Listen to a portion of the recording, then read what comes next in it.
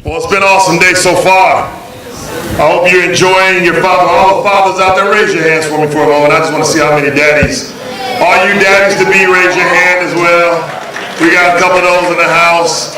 We honor you this morning, and I prayed that I did not know your names, but I know there will be fathers in this room this morning, and I offered up a tremendous prayer, I believe, asking God to guide you, continue to bless you, and make you strong as you be the father in your family.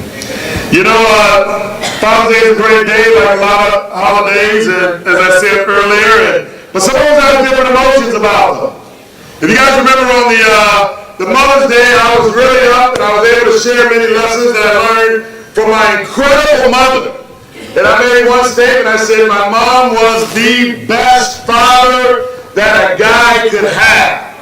And so, but, you know, I had to think through things as well. And, you know, although my father was a very challenged man in his life, he went to Vietnam at 19. There he was shot up several times, left in the bush for near a week, and came home addicted to heroin and just PTSD and all the other things that are associated with such trauma in one's life.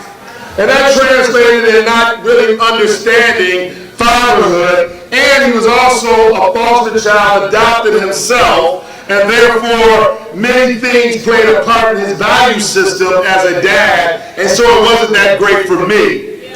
So when I think about Father's Day, there's kind of some different kinds of emotions, but the one emotion that is really good is toward the end of his life, my father had several conversations with me, and he taught me and he shared with me, and when he told me he loved me, he helped complete me as a man. And so I want you to understand the impact of a father. And no matter where you're at as a dad, today, you can become a great dad if you truly decide to be. I worked a lot. I love to provide for my family. And I worked a lot, and I remember coming home in the house just being, it just kind of wasn't being kept the way I wanted it. You know what I mean? Because I used to have a whole lot of help with that kind of thing, and it just wasn't the way I wanted it. And I came in and I said, all right, we got to have a family meeting. Before we go to midweek, we're going to have a family meeting. So I gathered those kids, and we sat in the room, and I said, you guys got to get organized, and we got to get disciplined in this house, and you need to clean up. And I just went on my little tirade about that. And all of them sat there in a circle, who could barely understand what I'm talking about. They looked at me like, I said, what y'all looking at? We're going to get this together, isn't it? And then lo and behold, they just kind of listened, and they said, Dad, what you talking about? Now you want to give us direction? See, because I've made some mistakes like other fathers. I'm a workaholic type guy. And I had to learn that kids need more than stuff. You know, the house is full of Xboxes and everything else that, kids want or whatever. The best schools and everything else. But what kids really wanted was your time. He wanted to talk, and I had to learn some lessons. You young daddies are about to be the biggest lesson that you better learn is your kid needs you. Don't just make it go goo-goo-eyed, be gone. Don't be like, look at my son, he's so good, and then you don't have no talks with him. Don't look at my daughter, she's so beautiful, and you don't instruct her. No, you make a child, as my mama would say, you make a baby, you take care of that baby completely. You know what, have you ever noticed that the second most attended Sunday of church, y'all know what it is? Anybody know what it is? Mother's Day is second only behind Easter. Now, you know that Daddy's Day don't get no more attendance than they get. If you look around, there's a little bit less here even today. And I'm like, man, I think I speak for us all, like Rodney Dangerfield used to say, can we get a little respect around here? I know this little boy that was quoted, the only difference between Mother's Day and Father's Day is that you spend more money at Mother's Day. A lot less with daddies. In our society, in our dark world, there's a true need for dads. Now here's an interesting thing. There are so many dads in the home still, but they need to be dads. Let me bore you guys with a few statistics about about homes or about children that are fatherless. First of all, 43% of children in this country live without fathers. 63% of teen suicides are from fatherless homes. 90% of all runaways and homeless children are from fatherless homes. That's 32 times the national average. Here's one. 80% of rapists with anger problems come from fatherless homes.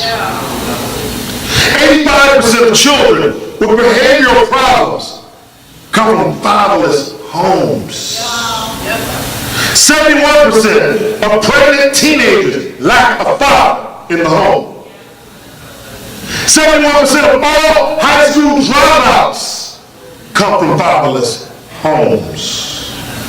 75% of all adolescent patients in chemical recovery programs or rehab programs come from fatherless homes. 85% of youth in prisons come from fatherless homes. Daughters in a single home, even with an incredible, awesome mother, but in a single parent home without a father involved, are 53% more likely to marry as teenagers, 71% more likely to have children as teenagers, 64% more likely to have premarital births, and 92% more likely to be divorced. 85% of youths in prisons grew up in fatherless homes. Fatherless boys and girls are twice as likely to drop out of high school, twice as likely to end up in jail, and 4 times more likely to need help for emotional or behavioral problems. This description, though I hope it doesn't, can describe many of you or many of us. I had my battles with the law growing up young. I had my battles with emotional issues young, some that carried on even into adulthood. This describes so many that join the churches around the world, and yes, even our church. When we think about the men in our congregation, we should all, whatever role we play, whatever age we are, consider the father's role.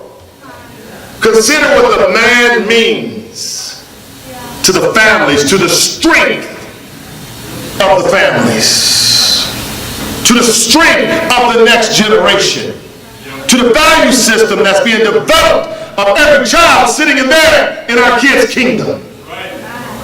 Every man here needs to consider their ways and follow the example of our Father in heaven and those that we can admire here on earth.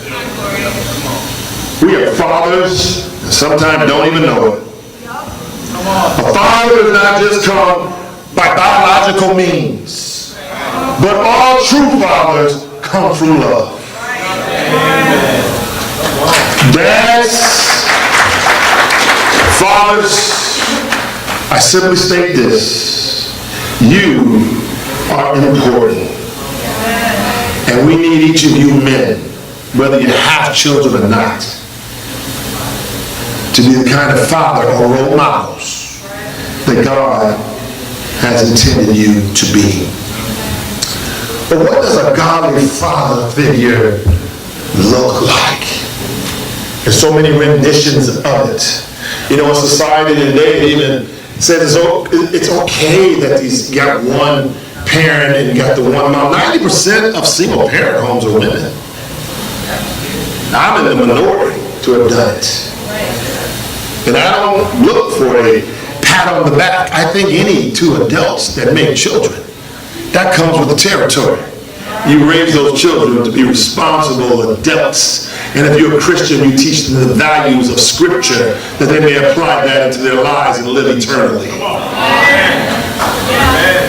I think we miss our value a lot of times. 3 days ago, I got a call from a young lady, and she was graduating. And most of you know her sister, who was a Christian here in our church, who passed away suddenly in Sachet Rouse. And her sister, after she passed away, Shayla, has spent many a day at my home, just being there with us and Avery, and we watch movies and eat food, and we adopted her as a daughter. And she called me 3 days ago, and she was really timid about it, but she goes, will you come to my graduation? And I'm like, of course I'll come to your graduation. When is it? And it was yesterday, and I walked in that graduation, and I ran into Mara. I was like, I can't go to graduation without flowers. And so I ran and got the flowers, and I got over. She graduated the military academy right around the corner from it. And I walked in there, and I stood there, and she came out, and I made noise when they called her name. She walked up, Cadet Riles, you know, and I was like, woo! You know, I'm a big dude, so I didn't get away with it. And then I gave her, she came down, I was there with her sister, and a couple of her family members, no men, not a single male. And I just teared up, you know. This young lady didn't have a father figure, older brother, something, a male, to just say, I'm proud of you. I got a call today after she called from a young man whose mother used to be a Christian here, who I'd taken to play basketball a time or two. He wants to be in the NBA, so all he wants to do is talk basketball. And he's like, well, where's LeBron going? That's his conversation with me these days. Those who didn't know basketball, I'm going, I don't know. You're going to probably go where you get the most money, you know, or where you can win another championship. But then he told me, he said, I'm really close, and I think I'm going to be valedictorian. And he said, thank you for those talks, because he was slipping a bit. And when I heard, I said, get over my house. And we had a little talk. So he says, I think I'm going to be valedictorian. And then he texts me and he says, I'm the valedictorian. And then he said, but I only got 5 tickets to graduation. But I asked my mom, can I give you one? Will you come?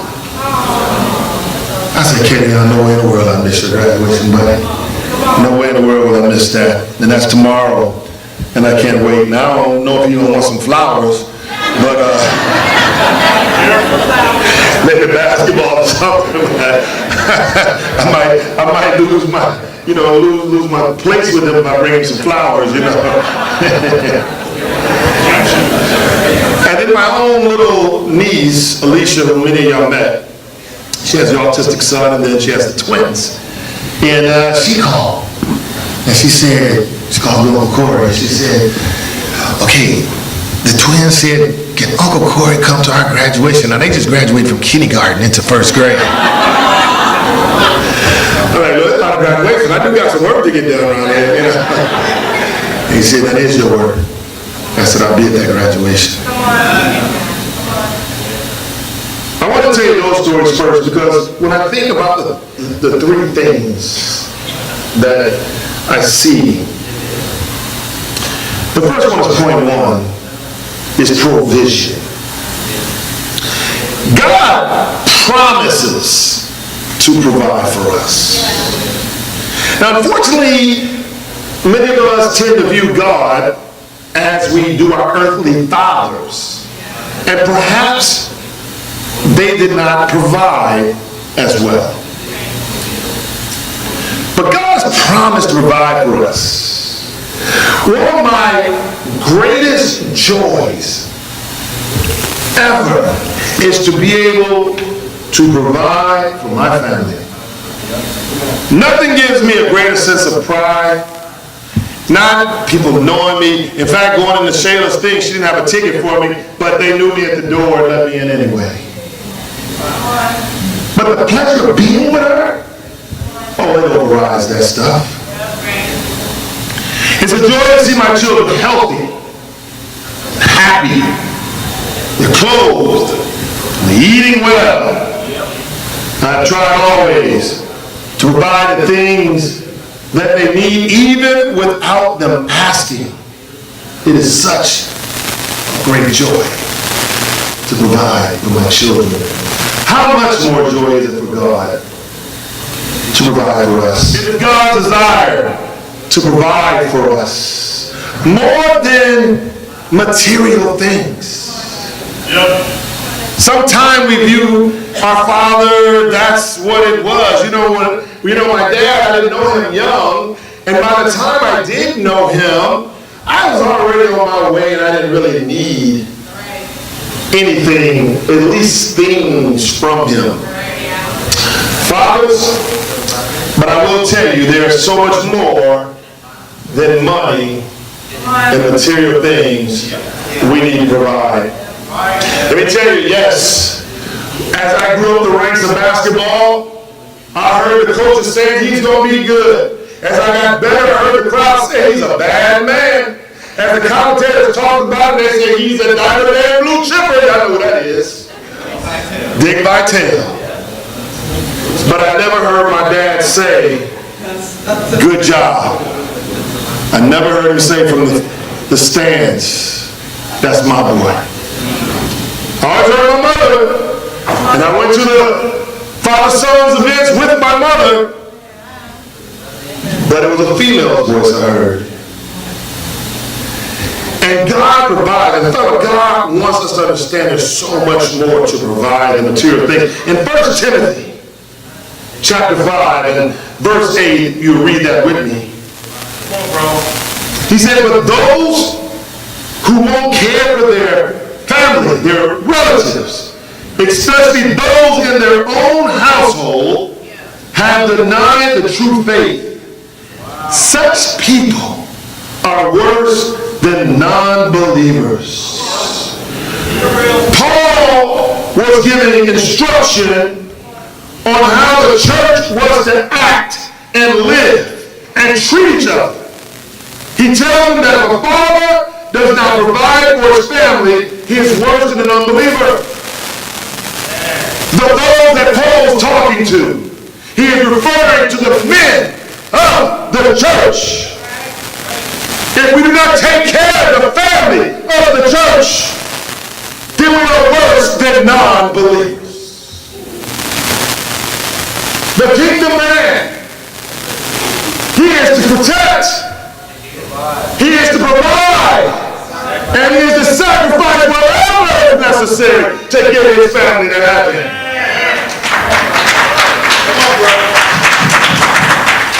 Even an unbelieving man knows this is his responsibility. I tell you, it is a man's responsibility. They know they need to provide. Though mine may not have known Christ, he knew this principle because it's placed in a man by God that we are to provide. Not just material things, but support, confidence, to instill courage, to show what it really means. Many times you don't get to realize these kinds of things, unfortunately, until after the fact. And sometimes they're gone. I remember after sitting down and doing my father's duties, the next 2 days, I started to recall, the bits and pieces of things that were good. And who was it that taught me to fish? It was my daddy. Who was it that taught me how to tie a tie? My pops. Taught me what kind of suit to wear. He was clean. Now he was a lot of things, but boy, it was clean, smooth dude, man. It was back in the day too, when you had them long leather coats on and a cane going on, and my father show up, and I'm like, my daddy is cool, boy. And all the women around him were just going nuts. including my mom, unfortunately. But I learned, and he knew, so I give honor to him today for that. Because it was something that he instilled that I try to do with my family now. The next thing that I got, it was interesting, as I was trying to study the Bible with my dad.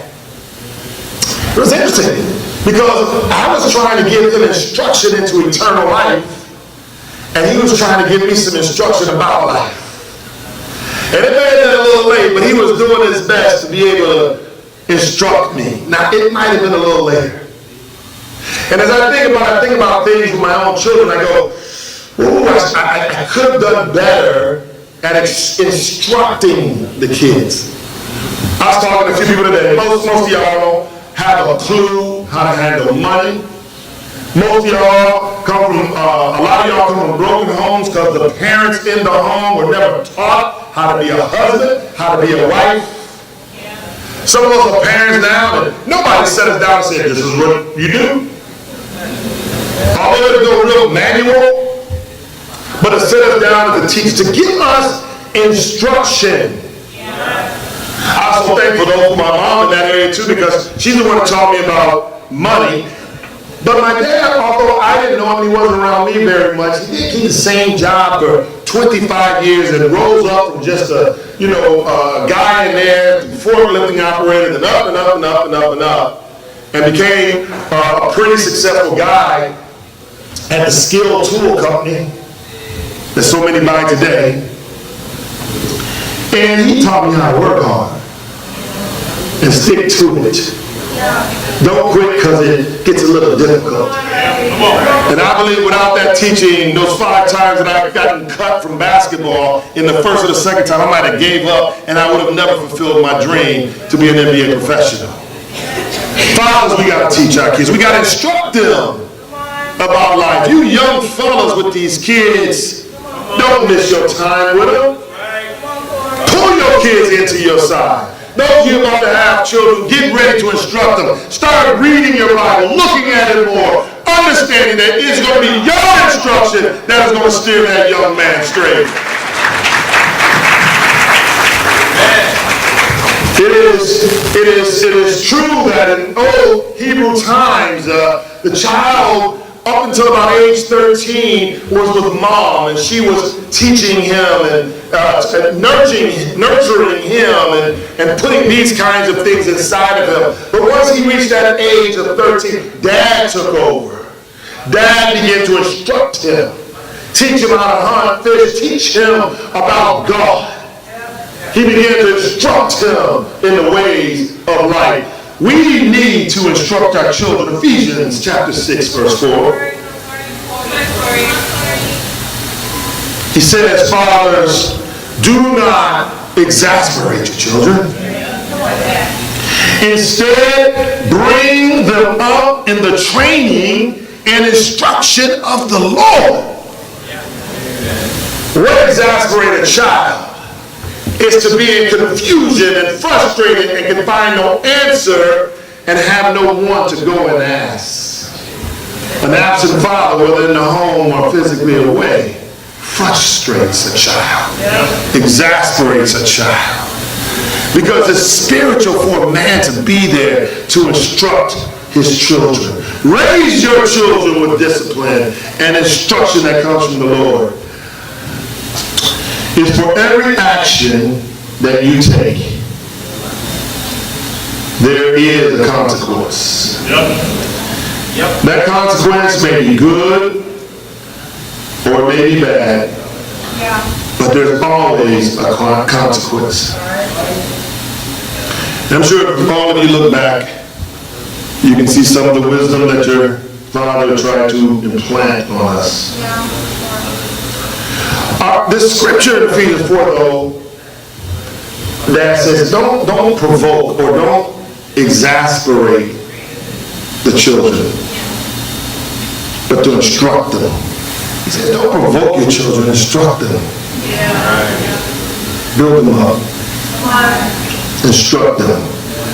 He was looking for confidence. He was looking for support. Fathers, we must be faithful in our instruction, but we must be careful how we deliver it.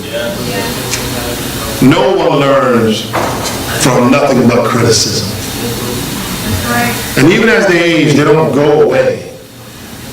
How many of y'all with children? There are a few of us who have children that are grown and they're on their own.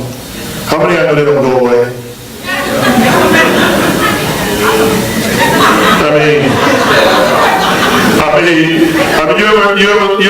You ever look at your child and go, well, what you doing here?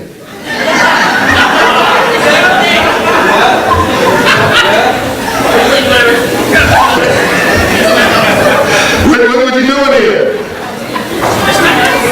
You need some money. Don't you got a job? Where your money at? They never go away. And even as they develop in life, we can't exasperate them. But we must continue to instruct them. If I could do a few things over again, I would laugh more with my children. I would relax and just enjoy it a lot more. I would laugh at all their antics. I would just have a fun time being a father. I will present also to more of a realistic model for them to follow. My kids looked at me and Dad was perfect in so many ways. Educated, MBA. But I didn't always tell them things I did bad. You know, be honest with them. To let them know that, yeah, I may have came out of high school very high, but I flunked out of college my first semester and had to beg my way back in. That I too struggled and made mistakes. I would let them know that I understand that they can come to me when they fail, because I've been there as well. I would listen to what they say a lot more. I would listen to their pains and their problems and worries and concerns. I would listen when they wanted to talk to me more and not be so busy with my own pursuits. Because now I realize that if I listened more when they were young, as they grew older, they would trust to come to me and talk more. You know, I would really stop praying for them so much and pray a lot more for myself. A lot of our prayers for our children are, I hope they are this, and I hope they are that, and I hope they're this. But we don't pray very often that we are the right kind of parent. That we're the right parent, missing the point that if we're the right kind of parent, then they will be the right kind of child. Come on. I will pay more attention to the little things. You know, one of the biggest things, I remember Avery, she went through her time, she had her challenges, and that was all of us, me included. But she loved to come over me now and just grab me and hug me and kiss me, and I pay attention to my daughter's affection. I have worked harder to create a sense of environment that is more belonging. You belong. You have nothing to prove. All I want from you is to love God. And finally, I would have made God more intimate in our family. I like to do a lot of my praying and a lot of studying and stuff, kind of alone. But I would have done it more publicly. Let them see that I go to God and ask Him for guidance and to make decisions. If I could do it again, I would try to improve those things. But thankful for where we fall short as dads. God is perfect in all those areas. And so they get them. And so finally, we give provision, instruction, and lastly, we need to give them a super godly example. There are times in our lives where we're being molded, we're being grown, and we're being challenged. But sometimes we step out of the character, even as a Christian man. And I realize it's that example, not the words. They didn't see you go through it in faith. They need to see your struggle, but they need to see you set the example of how to model trust in God, faith in God, obedience in God no matter what. They need to see it. And there were times I fell short. I'm so thankful for their grace though. Although I'm not perfect, Amber says you was the perfect dad. I wouldn't have changed anything about you. Now I know she's being gracious, but God is that way, and I wouldn't change anything about him. The example that he gave, the biggest one of love, you know the verse, for God so loved the world that he gave his one and only Son, that we all may be saved.